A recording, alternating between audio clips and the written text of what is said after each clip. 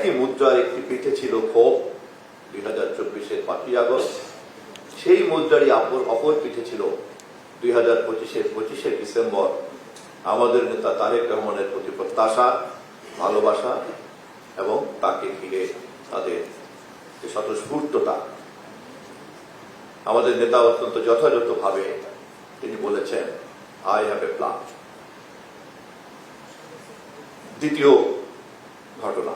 তৃতীয়, আপনারা দেখেছেন আমাদের মাতৃতুল্য নেত্রী, গণতন্ত্রের মাতা, বাংলাদেশের গণতন্ত্র বিনির্মাণের হাজার বছরের ইতিহাসে যার নামটা লেখা থাকবে, সময়ের সংক্ষিপ্ততার কারণে সেই বর্ণনায় যাব না।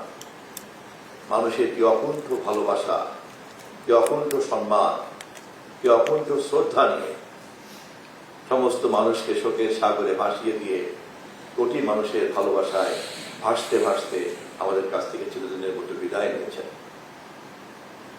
2025-এর 31শে ডিসেম্বর। 2024-এর 5ই আগস্ট, 2025-এর 25শে ডিসেম্বর এবং 2025-এর 31শে ডিসেম্বর। এই যে গণসম্পৃক্ততা, এই গণসম্পৃক্ততাই কিন্তু আমাদের সামনে পুরনো পরিস্থিতি থেকে নতুন পরিস্থিতিতে রূপান্তরের একটি বার্তা আমাদের সামনে হাজির করেছে। এবং এর মাঝে আমাদের নেতা, তিনি এই পরিস্থিতি ভালো করে জানেন, বোঝেন বলেই কিন্তু 31 দফার প্রেক্ষাপটে দাঁড়িয়ে তিনি বলেছেন, আই হ্যাভ এ প্ল্যান। ফলে এই কথা খুব পরিষ্কার। এরপরে যখন জনগণ তার ভোটাধিকার ফেরত পেল, ম্যান্ডেট পেল, এবং সেই ম্যান্ডেট নিয়ে জনাব তারেক রহমানের নেতৃত্বে আমরা যখন সরকার গঠন করেছি, যেই সরকারের পক্ষ থেকে আমরা আপনাদের সামনে জবাবদিহিতার মঞ্চে দাঁড়িয়ে আছি, পর্যায়ক্রমে মাঝে মধ্যেই দাঁড়াবো, সেখানে দাঁড়িয়ে আপনাদের সামনে কথা বলার সময় আপনাদের জানা এই প্রেক্ষাপটকেই আমি বিনীতভাবে নতুন করে স্মরণ করিয়ে রাখলাম। আমাদের যে পরিকল্পনা আমাদের নেতা ঘোষণা করেছেন, সেই পরিকল্পনার আলোকে নির্বাচনের ইশতেহার কি ছিল তাও আপনারা জানেন। ইশতেহারের কতটুকু আমরা বাস্তবায়ন করতে পেরেছি তাও আপনারা জানেন। আমাদের মাননীয় প্রধানমন্ত্রীর স্পোকসপারসন ইতিমধ্যেই একটা নাতিদীর্ঘ বর্ণনা যতটা সম্ভব হাজির করেছেন। আমি শুধু বিনীতভাবে আপনাদেরকে মনে করিয়ে দিতে চাই যে যে ধ্বংসস্তূপের বিরুদ্ধে মানুষের ক্ষোভ ছিল, যার বহিঃপ্রকাশ ছিল 2024-এর 5ই আগস্ট, তার বিপরীতে মানুষের যে প্রত্যাশার এক বিশাল দূরদর্শী স্বপ্ন কাজ করেছে, যার প্রতিফলন ছিল 2025-এর 25শে ডিসেম্বর তারেক রহমানের আগমনকে ঘিরে। কি পরিমাণ ধ্বংসস্তূপ থাকতে পারে, এই পরিমাণ ক্ষোভ থাকতে পারে, পালিয়ে যেতে বাধ্য হয় ফ্যাসিবাদের শিখণ্ডীরা।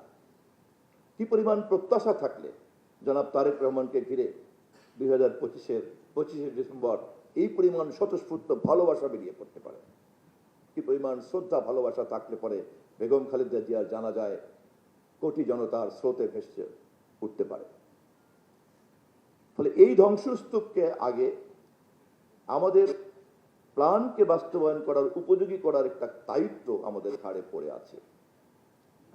ফলে আমাদের পুরো পরিকল্পনাটাকেই ধ্বংসস্তূপকে পরিকল্পনা মাফিক পুনর্গঠনের কাজে নিয়ে যাওয়ার জন্য প্রথম দিকের একটি পর্ব আমরা এখন অতিক্রম করছি।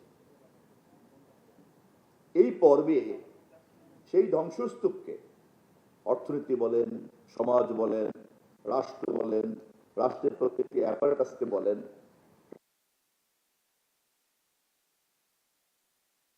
এটাকে আমাদেরকে প্রথমে ততটুকু ভাবে বিনির্মাণ করতে হচ্ছে যতটুকু বিনির্মাণ করতে পারলে আমার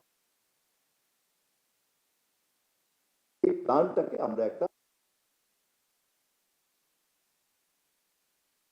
প্রথম পর্বের এই দিনগুলিকে আমাদের ব্যয় করতে হচ্ছে যত না বেশি কর্মসূচি বাস্তবায়ন করার জন্য, তার চেয়ে বেশি বাস্তবায়ন করতে হচ্ছে ধ্বংসস্তূপকে নতুন কর্মসূচি গ্রহণ করার উপযোগী হিসাবে গড়ে তোলার জন্য। আপনারা নিশ্চয়ই প্রশ্ন করবেন, আপনাদের প্রশ্নের উত্তর দেওয়ার মধ্য দিয়েই আমাদের সরকার জবাবদিহিতার সংস্কৃতিকে চর্চা করবে এবং জনগণের সামনে হাজির হবে।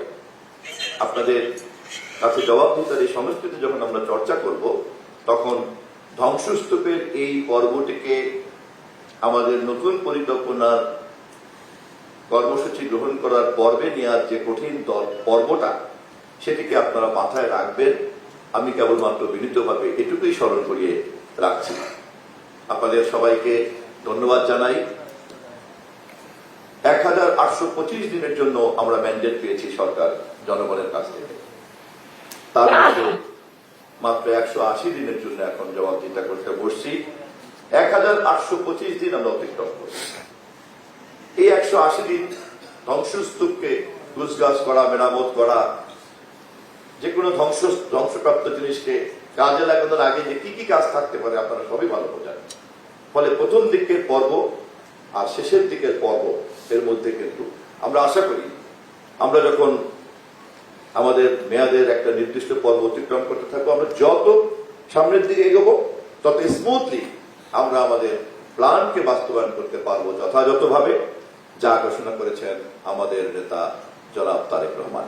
ধন্যবাদ সবাইকে।